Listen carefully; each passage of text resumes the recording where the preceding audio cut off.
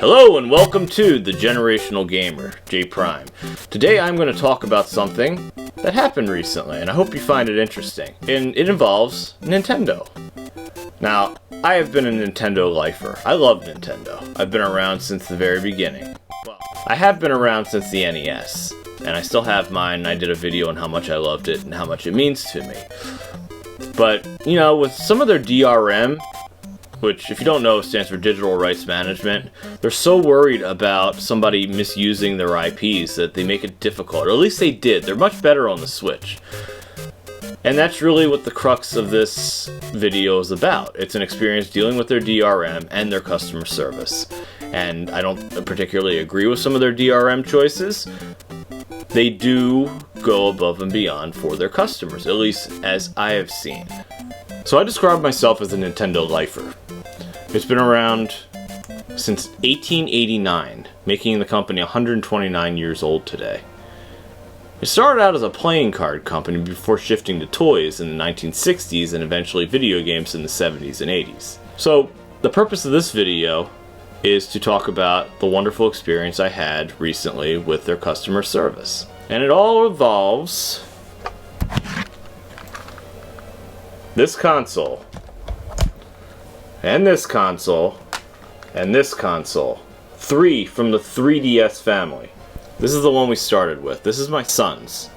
He goes by Hit Point on the channel. And, you know, I've been playing a lot of these games lately, and I don't know about you all, but this type of control scheme, I just didn't find it very comfortable. So, back to the story.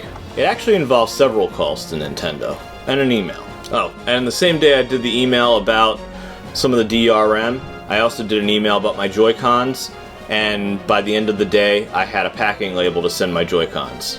So we'll see what happens with that. But back to the 3DS, 2DS, and 2DS XL. I had this, got this, and this actually had my account on it, so I wanted to transfer it over here. So here was where the problem came in. This came with Mario Kart. This came with Mario Kart.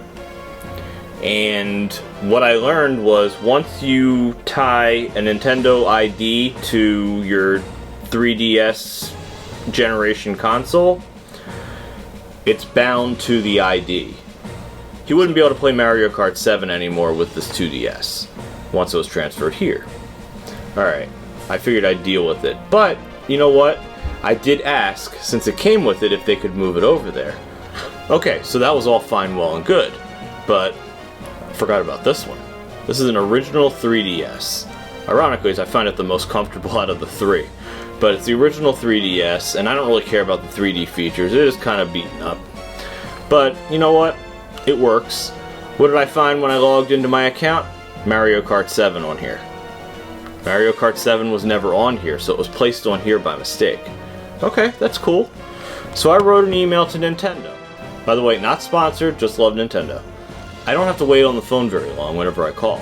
And I think that's incredible. You know, I've waited on the phone for Sony for hours.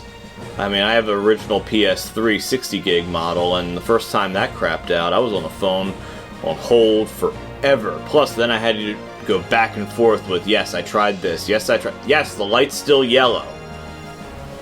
And then eventually they said, alright, send it in. And it wasn't under warranty anyway, so they charged me. They sent me another 60, by the way. Which that one crapped out shortly thereafter, but that one was still under warranty, and I did get another one. And unfortunately, since it's all encrypted and the key is tied to the system itself, you need to have a backup. Always back up your games. Anyway, back to Nintendo. I didn't have that. So I called them. I was on hold. I heard the horrible sound that anybody who ever calls a 1-800 number or company number knows. Our call volume is higher than normal. Please wait, and blah, blah, blah. Anyway. Like 2 minutes later, the guy picks up the phone. And this was the interesting thing. The person who answered the phone identified himself as a supervisor. So I believe that they probably did have a higher call volume than what would be normal. And the supervisor jumped in. I actually did tech support years ago when I was in college, in between being a game tester. We alternated, so basically Well, just a little history about me. When I was in college, I was a game tester, and we did that work before the Christmas season. Once Christmas was over, it shifted, and we did the tech support, and that was our dominant business because, you know, the development cycle's done, and now you're on the fixing cycle. Anyway, just a little note. So that makes sense to me. So I provide him the case ID that was provided to me via email, and he looks it up. He sees the email that I wrote, and we start talking a little bit, and I explain, I said, all I want is I just want the Mario Kart 7 moved from this ID to this ID, which I knew it was something they could do because they already did it from my son's 2DS to my 2DS XL.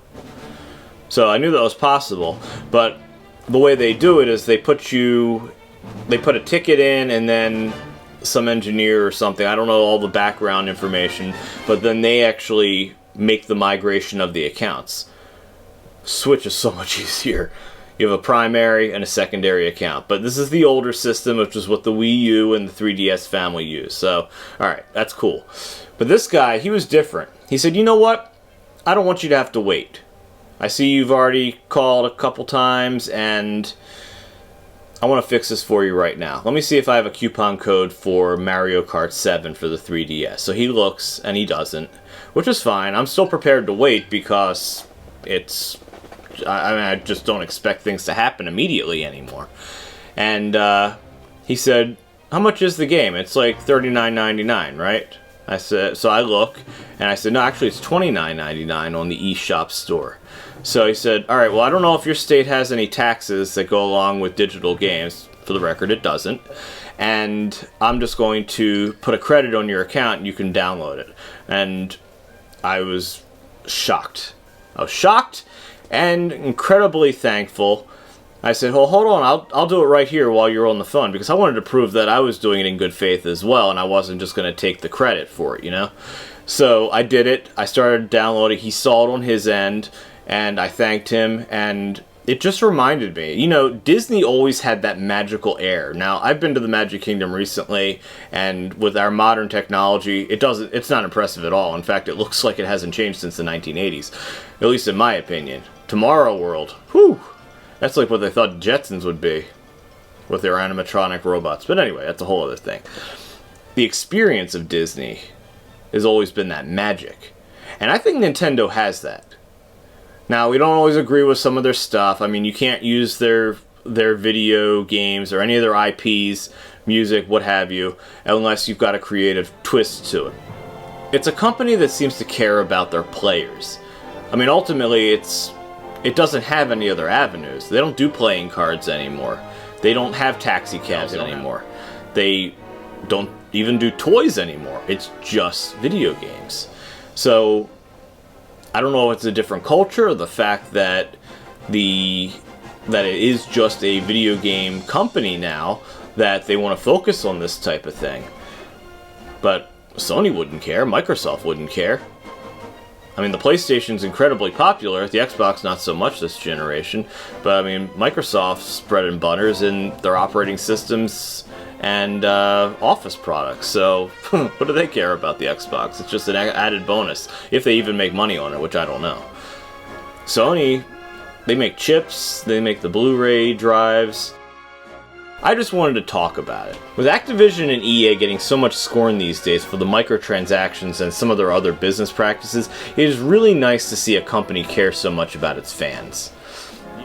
Activision and Nintendo are developing games for roughly the same number of years, but the two companies are on very different paths. Nintendo is much older, it's a Japanese organization, and the cultures are clearly different. Now, I'm not one to complain about a business practice of a given company. I would rather simply deny them my money if I don't agree with them. Nintendo's a great company. While I do not agree with some of the hoops that are necessary for their DRM protections, it is nice to see that they were willing to give their customers, especially a long-time customer, a break about dealing with their digital products. Do you have any experiences dealing with them that you'd like to share, or any other company? Have you ever had to call EA? Have you ever had to call Activision? Do you even get a response? Did they hang up? Let me know. Comments below. Have a good one.